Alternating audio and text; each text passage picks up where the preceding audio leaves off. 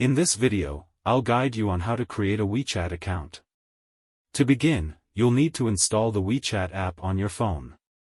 Once installed, open the WeChat application, and on the sign up page, you can choose to sign up either via mobile or via Facebook.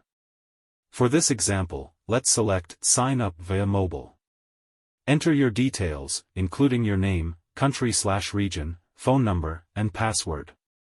Make sure to check the "I have read and accept the terms for WeChat" box, then click Accept and Continue. Next, you'll be asked to read the privacy policy and agree to it. After reading, check the "I have read and accept the above terms" box and click Next.